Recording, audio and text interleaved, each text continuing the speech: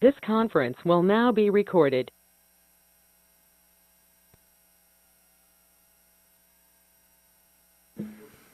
All right, we're going to go ahead and get started. Our regular chair isn't here today, so you guys are stuck with me pinch hitting. I apologize in advance for that, but I will try to at least keep us moving through the agenda. So the first item would be approval of minutes from the previous meeting, so I would entertain a motion for approval. I move that we approve the minutes as submitted. I'll second. All right, we have a motion and a second. Any need for further discussion?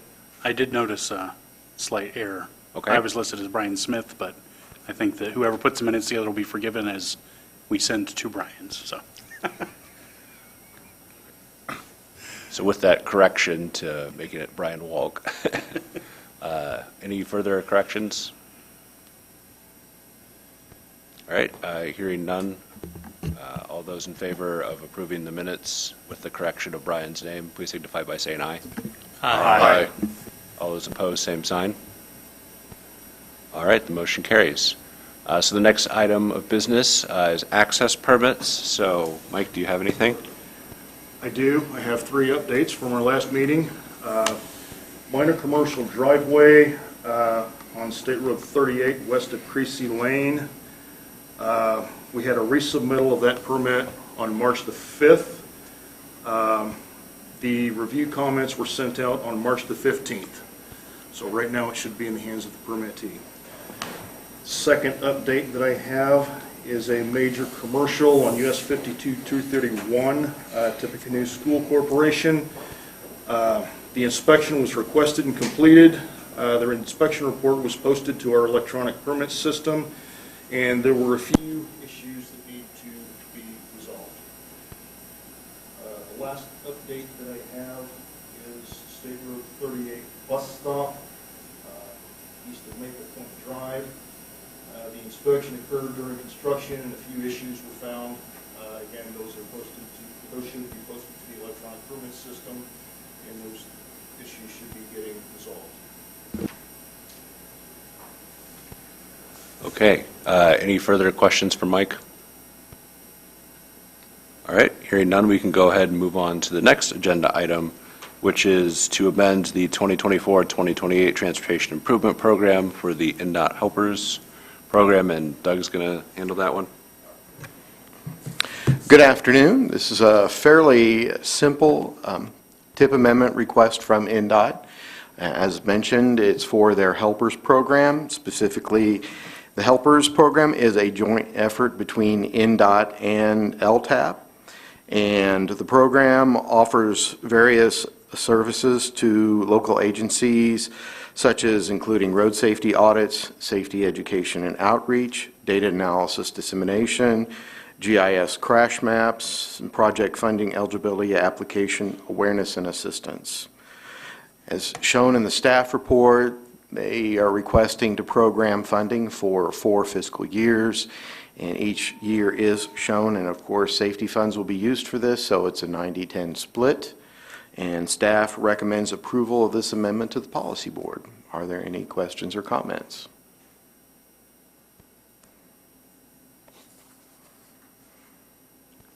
Okay. Hearing no questions for Doug, I would entertain a motion to approve this amendment to the policy board for their consideration. I'll make a motion to that.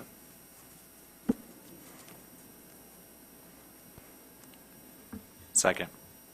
All right, we have a motion and a second. All those in favor of recommending approval to the policy board, please signify by saying aye. Aye.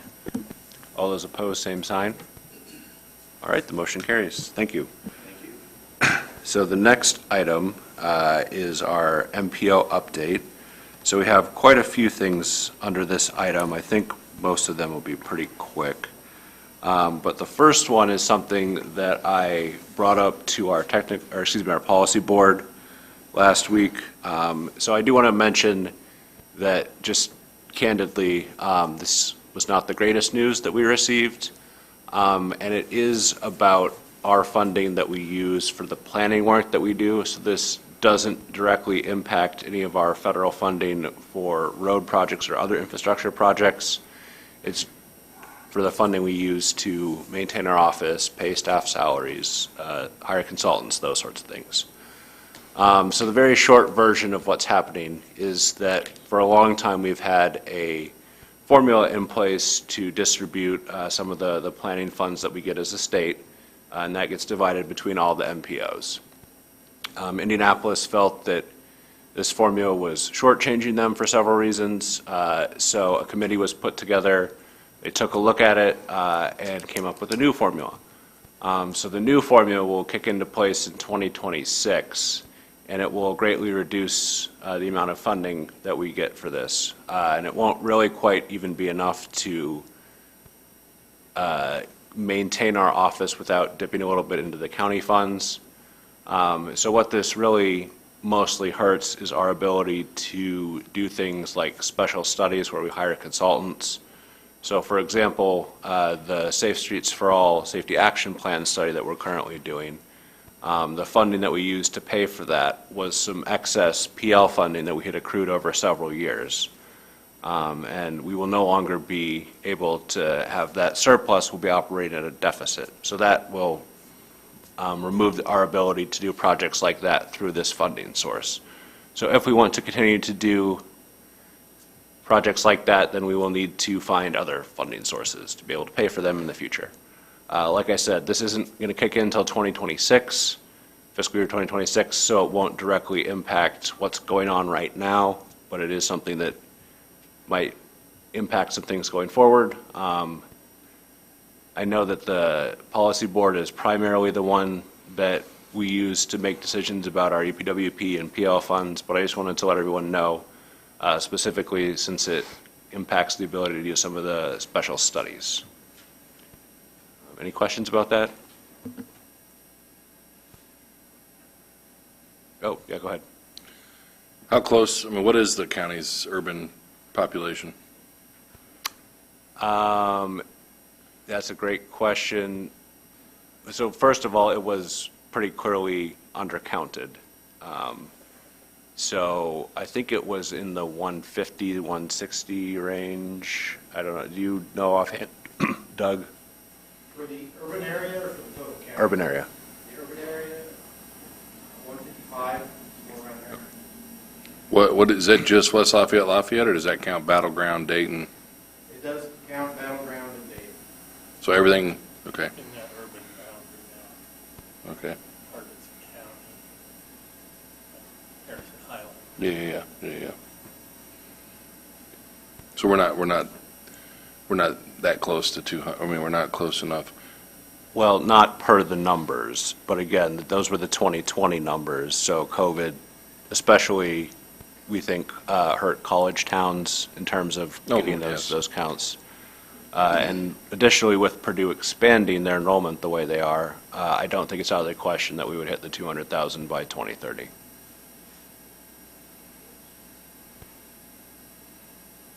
Yeah.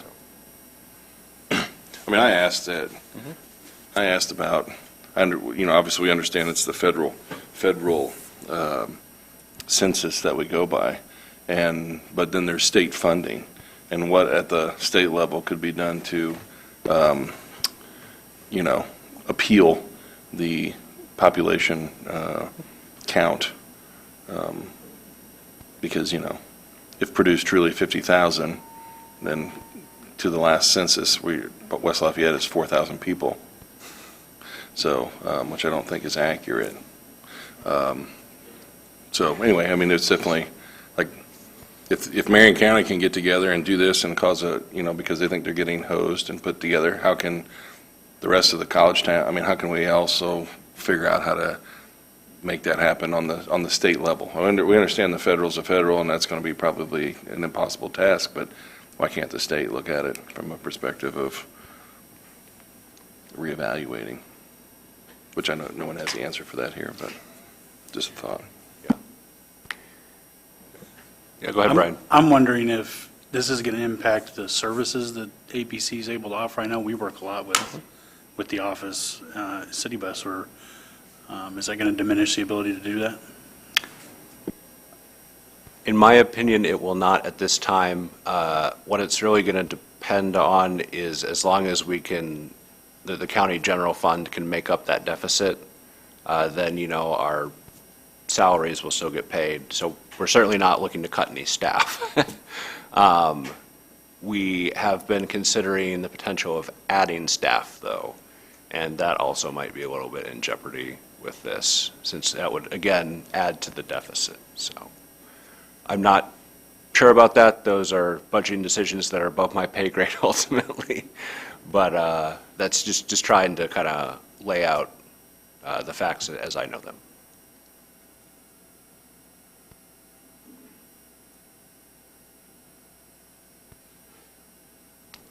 Okay, if there are no further questions, then we'll move on to the next item, which is an announcement of sorts. So on April 11th, there will be an NDOT Safety Summit. So this is something that will be happening at a district level. So it's the Crawfordsville District is hosting this. This is something that we think is pretty exciting. The NDOT Commissioner has continually put out the message that safety is important to NDOT. And as such, I think this is a great example of NDOT kind of putting into action what he's preaching and looking to get together some of the stakeholders and have some good conversations about how we can all work towards some of these same goals that we all have. So it is going to be on April 11th. You can attend either in person or they will have a virtual option, I believe, through Microsoft Teams. So if you want more information, I would probably suggest talking to Mike or someone at district staff since they're hosting, but just wanted to let everyone know this is something that A, is exciting, and B, is something that we as Area Plan Commission are glad to see, and we definitely support your efforts however we can with continuing to look at safety and some of those important factors. So, any questions about that? All right, hearing none, we'll go ahead and move on to the next item, which is about US Bike Route 37. So Doug has some good news for us.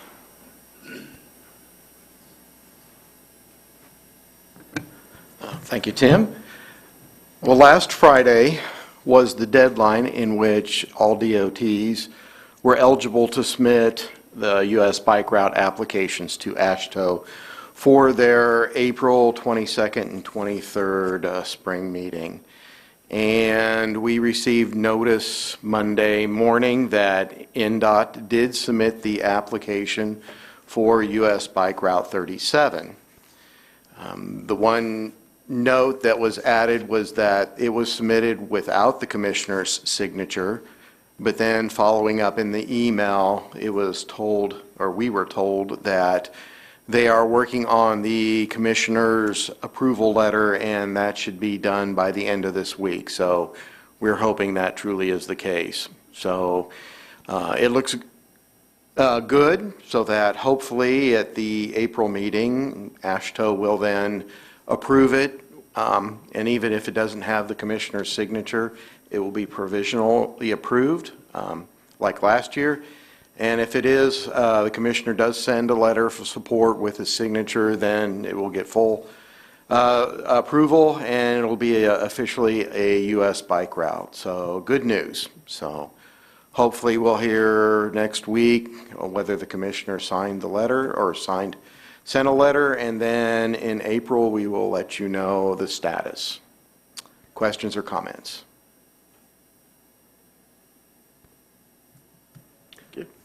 All right, so then, Doug, you also have the next item, which is the bicycle crash report. Yeah, speaking of crashes, last month we finished up a comprehensive bicycle crash report for Tippecanoe County. Covers the years 2018 through 2022. And kind of give you an overall number summary, there were 207 crashes reported in those 5 years.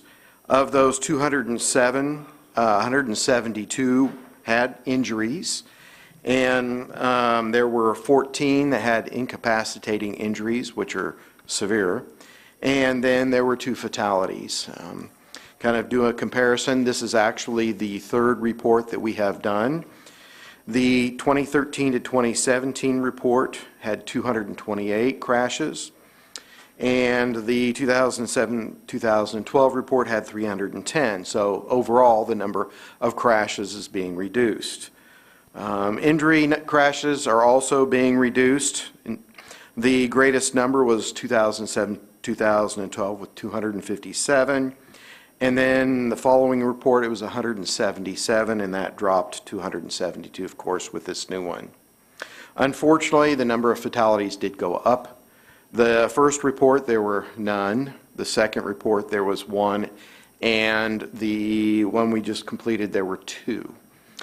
We did hold a road safety audit that had one of the fatality locations in it last year, and the other location, and that was, of course, Lindbergh Road and 400 West, and the other fatality location was on Creasy Lane. Looking at the report, it pretty much follows the previous reports. We do an analysis for month, day of week, time of day, lighting conditions, environmental conditions, type of collision. We also do a state and local comparison. We dive into the crashes that had the fatalities and the injuries, and we did some additional comparisons with state data. We looked at age, of course, and not only did we look at age of the bicyclists, but we also looked at the age of the motorists, and we did that likewise for gender. We looked actually specifically at cyclists who are 22 years and younger. Of course, the biggest group were Purdue students. Not surprising. Then we looked at where the crashes occurred, not only countywide, but that we then dove deeper into the data and looked at crashes in Lafayette and West Lafayette, the Purdue area, county. And then in Lafayette, we actually did a comparison between downtown and the remaining part of the city. For the corridors, the one corridor that had the greatest number of crashes, that was on State Street, Mitch Daniel Boulevard with 20. And unfortunately, I'd like to point out that 14 of those 20 crashes occurred between Chauncey Avenue and Roebuck Drive. The next two corridors that had a number of crashes was 18th Street within Lafayette, and then Teal Road. 18th Street had 15, Teal Road had 14. Specific locations, the one intersection that had the greatest number of crashes was Northwestern and Grant Street. Teal Road and 18th Street, there was 4, and there was 5 at Northwestern and Grant. And then at Columbia and 3rd, there were 3. We did a lot of analysis looking at where they occurred, roadway, intersection, driveway, and then on intersections we did look at whether they happened in the crosswalk or outside of the crosswalk. And then we did something that very few other agencies look at. We also looked at the pre-crash location of the bicycle. Was the bicycle coming from a sidewalk? Was it on the road before the crash? And all of that information is in the report. And then, of course, we also looked at direction of travel. Because if the cyclist is traveling in the wrong direction, the motorist would not anticipate them, and a crash may occur from that. So we looked also at fault. We look at contributing circumstance. That's a fairly comprehensive report and is available on our webpage. What we'd like to do now is that, of course, this is part of what our plan is that we presented this to the Citizens Participation Committee, or our committee. We presented it to the Policy Board, and we're presenting it to this board. We would like to present it to the West Lafayette and Lafayette bicycle and pedestrian groups. And then we would like to sit down with Jeremy, Ben, and Stu, and then with also the officers and show the data that we found, kind of give you a better awareness of what we found in doing the reports. And then we want to sit down with the district folk, maybe even central office and NDOT, and show what we found as well. And then if there's any desire, and if we can squeeze in some staff time, maybe look at some specific locations. So what we would like to do is not only, yes, we're presenting this to you, but we'd like to do a more rolling out of the data and then just basically not letting it sit on the shelf. So, in essence, that's the report. Any questions or comments?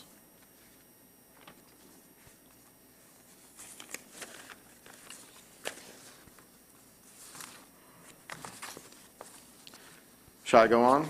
Yeah. Okay, the next item I'd like to present is the monthly obligation report. It's shown on the screen here. The great news is that we were able to do a three-way funding trade. So our 24 funds that we were wanting to use for the Morehouse Road project, the next phase of it, it's good to go. We had to do a three-way trade between us, the Kokomo MPO, and the South Bend MPO to get it done. But anyway, we did accomplish that, so we're good to go in moving those funds over. So we do have a pinch amount of federal funds left over. The date that we need to obligate these funds is April 22nd. So I'm kind of in a mode now to work on getting all these funds obligated. Worked with Stu this morning. We actually did the FEMA's request for utility work for the Morehouse Road project. So we have part of that already obligated. And then good news, with the South 9th Street project, the NEPA has been approved. So we're moving closer into obligating those funds. So of course, our overall goal is to get these funds here obligated by April, and then our additional funds, hopefully we can get that done soon. Questions or comments?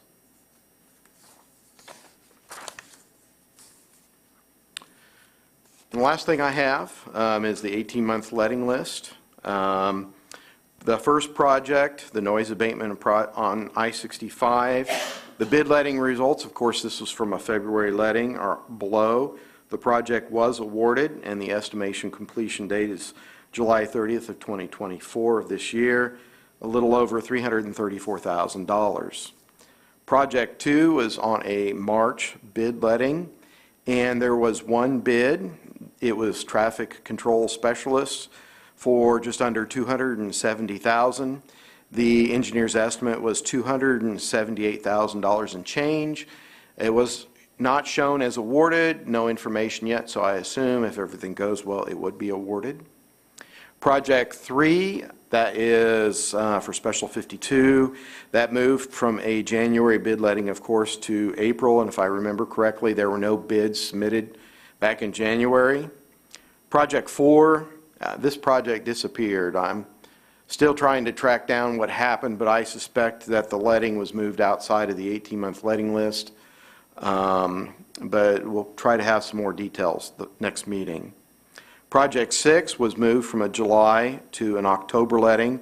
That's a new traffic signal at State Road 26 and McCarty Lane. Project 8, State Road 225, this is the truss reconstruction or repair. Public hearing was held March 4th. It was very well attended. And what I heard from NDOT staff is that this project is moving forward good, and it looks good to go for that letting. Project 11 or 12, of course, are local projects. And we have two new projects, 15 and 16. Special 52 and Special Institution. 16 is the Veterans Home, and then on Special 52, small structure and drain construction. So that's a quick overview of the 18-month letting list. Any comments or questions?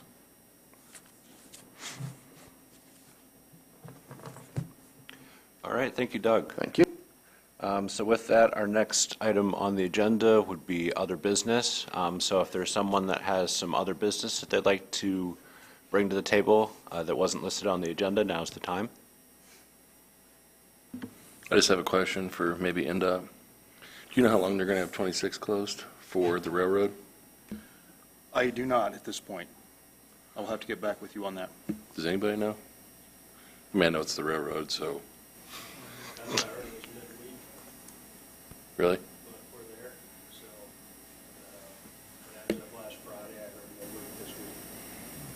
Well, I know they had a big lowboy trying to offload something at Lindbergh and the railroad, some type of repair machine of some sort, I imagine, for, and I'm like, whoa, I wonder how that's going to get on those tracks without tearing up your brand-new roads, too. But I was just curious if anybody had heard how long they plan on having that closed. So, and then Doug, your guys' accident report, was that asked by somebody? Or was that? For the bicycle crash? Yes. No, it was not. Okay. It's something we try to do because we address not only bicycle crashes, but pedestrian crashes. Yeah. I mean, I was just asking Jeremy when you were finishing up there on presenting that to the bicycle or our mobility safety committee versus potentially versus traffic commission. If you want us to present it to the traffic commission, we can do that as well. So anyway, we can talk about that and Okay. which one is the best one to go to with that. So, but anyway, thank you for all that work. I appreciate it. It'll be good information.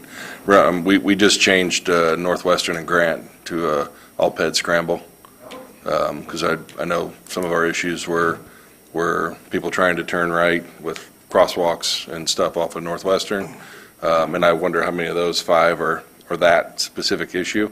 And so we just changed that intersection during spring break to all-ped to match all the rest of the ones on campus. So I'll be anxious to see how that, I mean, it's working a lot better because most people want to go from Conoy to the diagonal. It's the shortest distance. So should free that up quite a bit in there, I think. Well, all the improvements that have been done by all the jurisdictions, you can see have made a benefit with the numbers overall decreasing. So that shows that, we're all doing a better job at, addressing safety for bicyclists. And we got the data for the pedestrians. Oh, I'm in trouble. Yeah, we do have the data for the pedestrian. So once we squeeze in that time, we'll have a pedestrian report hopefully done later this year. But, with the numbers, as you've seen or heard, that it is decreasing. So, what improvements and changes have been done have actually impacted and reduced the number of crashes for cyclists over, the 15 years. So that's good. Oh yeah, I think it's great. And I wonder, do they get recorded if it's a scooter or a electric type mobility device versus just a pedestrian, or is that? Well, that's where we have to actually go through and read each of the reports because when we go through and pull out the data, we also pull out the motorcycle data because scooters can be considered and reported as a motorcycle. So we read through each individual report to make sure whether it's an actual pedestrian or bicycle or, a skateboard of the different variety of type. Right. Electric bicycles, it's only been mentioned in a couple reports because we did look at that. So we don't have a good handle on, how many of those were actually electric versus just standard pedal. Is that a new drop down? I shouldn't say a drop down, but is that do you guys distinguish that? We are limited on what we can label devices. So it is incumbent on whoever is looking at that data to actually read the narrative to determine if it's a true pedestrian, if it's a skateboarder, that is a pedestrian, not labeled a skateboarder. A scooter rider or a moped rider that's could be labeled a motorcycle. Generally not, probably, again, a bicycle or a pedestrian. So we are limited on what we can pick from our list to submit. So it is incumbent on the researcher to read that narrative because that will specifically tell you what it is. Is that a, like, state form, national form that you guys have to fill out? Yeah. It's a computer program that we use. Yeah. That's interesting. I mean, definitely would be fascinating to, and I think as things progress with more and more of those things coming around, to be able to distinguish pedal power or easy power. That might be a good suggestion for the meeting next month with NDOT, the district office, or the district. Just saying. They control what gets put on the list. We could have some influence, possibly. Yeah. That's good. Does the data include Purdue Police and Fire reports? Yes. Okay. Yeah, it includes basically every report that is submitted, whether it include, the city, the county, sheriff, well, both cities, state police, Purdue. So, yeah, all law enforcement agencies that submit a report, we get it. We have access to the electronic database, and then we start looking at all the individual ways that an officer can fill out, whether it be a pedestrian or bicycle. So it's a lot of work in terms of upfront, basically figuring out which is truly a bicycle crash and which is truly a pedestrian crash.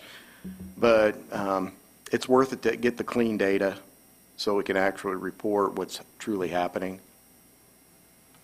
Off the top of your head, do you recall if the majority of bicycle crashes are, who's at fault? Is it the bicyclist or the motorist? Well, that's actually in the report. Go figure. Yeah, and we did also include whether it was both, because we thought it was important that there was, you're reading the report and it's like, yeah, that looks like both. Let's see if I can find it fairly quick.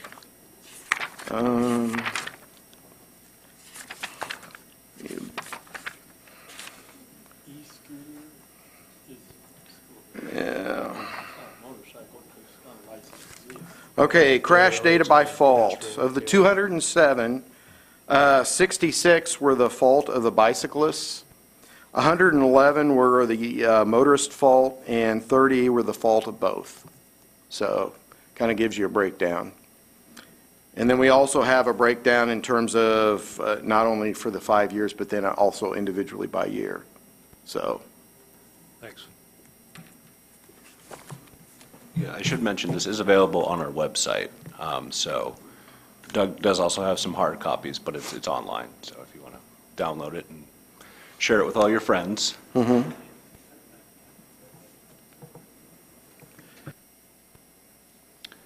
Okay, so this will move us on to the next item, which is citizen comments. Do we have any comments from any of the citizens in the audience?